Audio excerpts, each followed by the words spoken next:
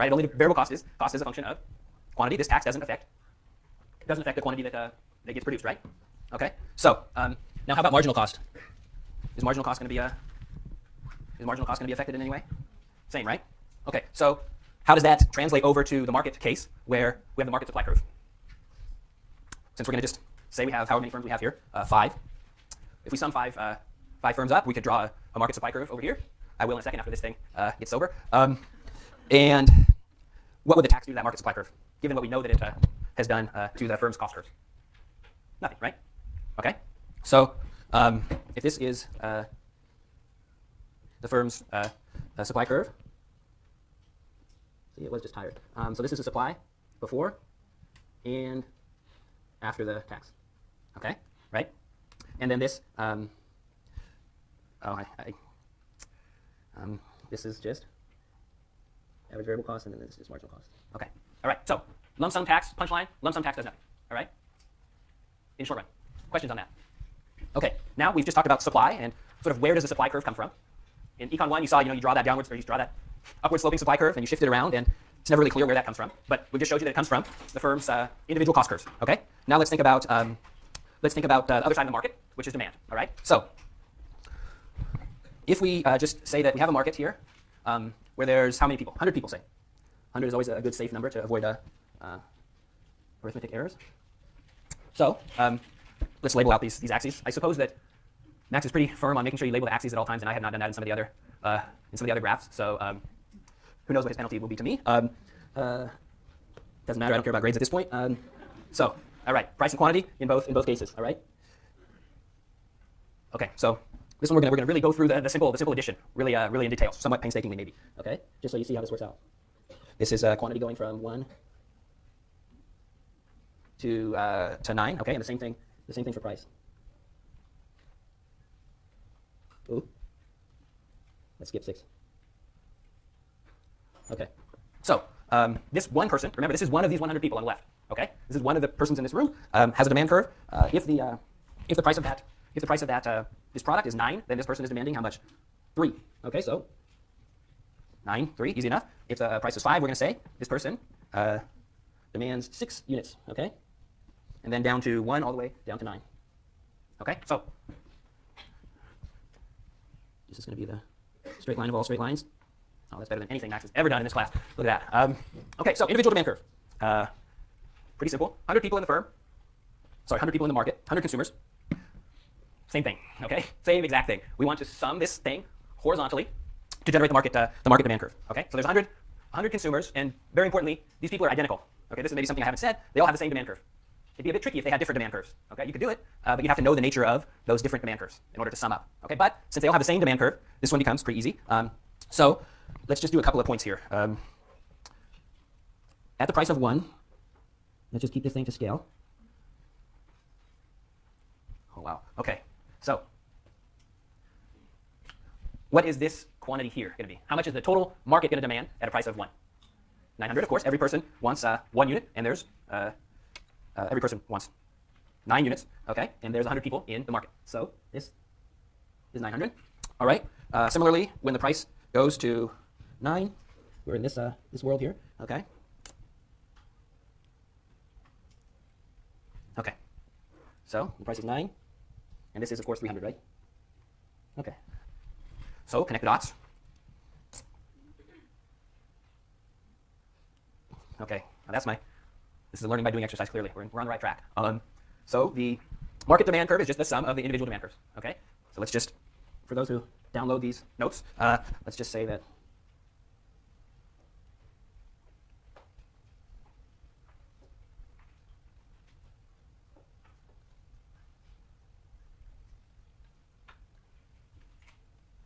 okay, pretty easy, right? All right, now the aha moment.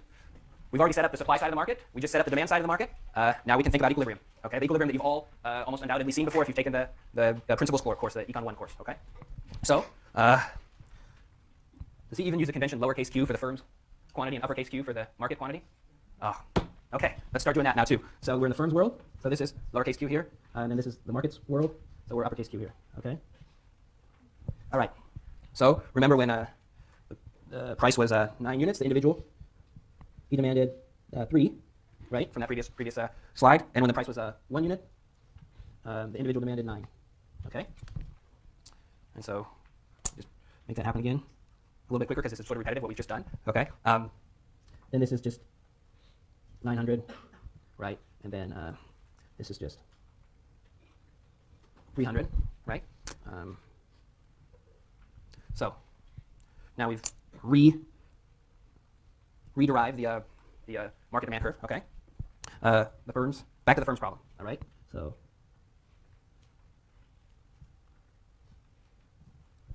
okay, and something here. All right, so this happens at 4.2. This is just what we've already done, just putting it all on in one picture. Hey, not bad. Okay, and then we have a marginal cost curve that looks something like this. So that's the individual firm. Remember the price of 2. There's 100 firms in this market, so each firm produces how many units? 4. So we're talking how much? 400, right? And then, since I mistakenly didn't draw this perfectly linear, I'm not going to do another point because I know how bad that'll go, because I drew this a little bit nonlinear here. So I have to be a bit tricky to draw the supply curve differently. I see. But what will happen? Then when I draw the equilibrium, it'll be messed up. Okay? It'll be messed up. So let's do it correct. Let's do it correct. Bear with me. I don't want to make these. I don't want to make these slides look even worse than they already are. Okay? Let's undo that one. Undo until we get. Hey, this thing doesn't want to undo, does it? Hey. Okay. Well, I want to undo this. But let's, since it doesn't want to do it, let's just call this 4 times 100, and then when we get to 800, we are at a price of 8. Okay. The trick is that when he draws these, he draws this thing linear above the average cost curve. And why does he do that? Because then when he sums it, it's much easier. Okay. So that's a little trick. And by me not doing that here, this thing doesn't translate exactly to this when we sum them all horizontally. Okay. So what you do is you draw it up and then draw a straight line, and then it's easy to do the arithmetic when you add it. Okay. So that's the lesson that I obviously didn't learn. Okay. So, but now we have a supply curve and a demand curve. Okay. And we've derived them ourselves, so we can just go about our business. And this supply curve starts at 2 and is at 400, and then 800. It is at 8, I believe. So we're here. Okay, so we've now on part of the graph just drawn the overall market supply, okay? And I guess you get probably points taken off if you don't put S on the exam, and if you don't label your axes, P and Q, okay? So what is the demand curve look like? Well, at 300, quantity, we are at, this is say a price of 9, right? We are at 300. The total market at a price of 9 demands 300, and at a price of 1, the total market demands how much? 900, right? Okay.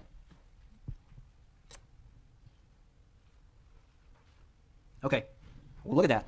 Perfect. Look at what the magic of the ruler does. Okay. Equilibrium. That thing that you've all filled in that little bubble many times in your past econ courses. If you've had any, this occurs at what? Quantity, equilibrium quantity, 600, and the price of must be 5, right? Yes, 5. Okay. So what's supposed to be the aha moment here is this graph here, this supply and demand graph on the far right that you've seen a lot, comes from somewhere. On the supply side, it comes from the firm's costs. Okay. So by starting with each firm's cost, marginal cost curve, taking that as their supply curve and aggregating those up, we're able to generate the market supply curve. Okay. On the demand side, that's here, starting with each individual consumer's demand curve, aggregate those up, we're able to generate the market demand curve. And then when we put the market demand curve and the market supply curve up on the same graph, equilibrium is easy. But the nice thing is this doesn't, what seems like maybe in the past, I would think at least when I took these courses, sort of like a black box. This supply curve comes from where? This demand curve comes from where? It sort of comes right out of the consumer problem, which is preferences and utility function and demand on the demand side. And then on the supply side, it comes out of producer's technology, okay, which is reflected in their cost functions. Okay, question in the back, sorry.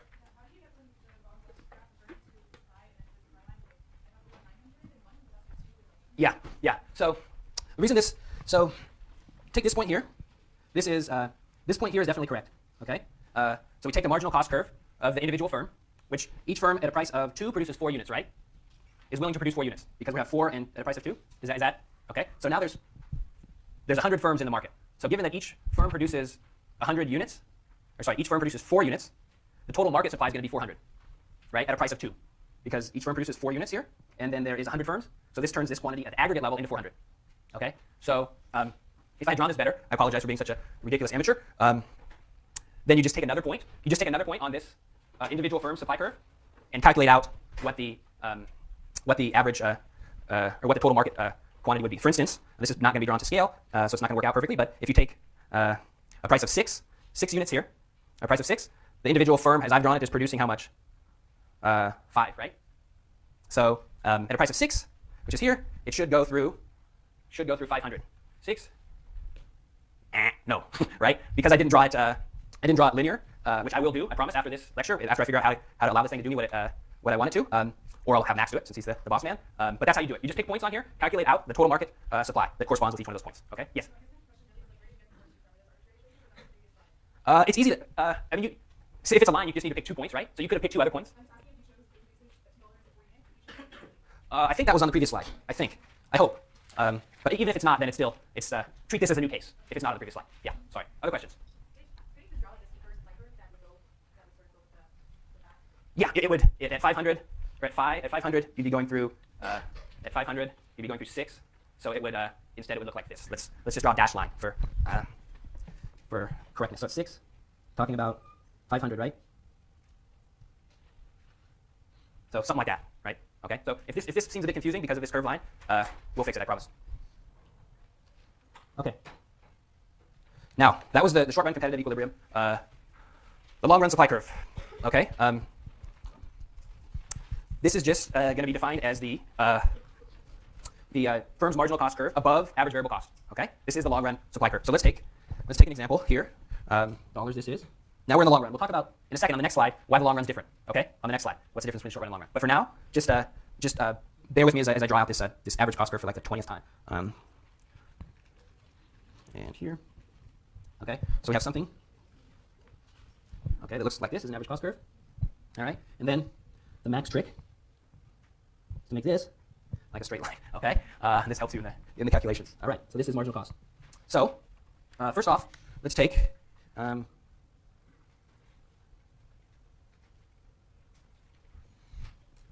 split this thing into two sides. On the left-hand side of the minimum of average cost, and on the right-hand side of the minimum of average cost. So does anybody recall what it's called over here when average cost is declining? Did he talk about this term?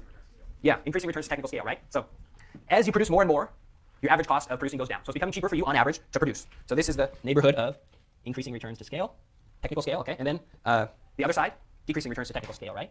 So over here is decreasing returns to technical scale, okay? So this is the graph. Now what is the firm's long run supply curve? Individual firm still, just one firm.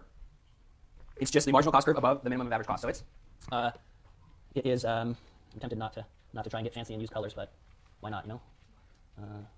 Let's try it. Yellow, this one, and then, oh, it didn't work. Maybe I have to press this one. This doesn't work, we're giving up. We're giving up, people. Okay. The double bold works, though. So we've written what the individual firm's supply curve looks like. It's just the marginal cost curve above the shutdown point. All right? Okay. Let's see if I've... So what's different about the long run? A couple of things. First, very importantly, the number of firms varies, right? So here, rather than the number of firms fixed, as it is in the short run, people can enter or exit in the long run.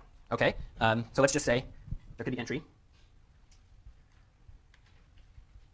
or exit in the long run. Okay, that's the most important one. Somewhat less important, but still realistic is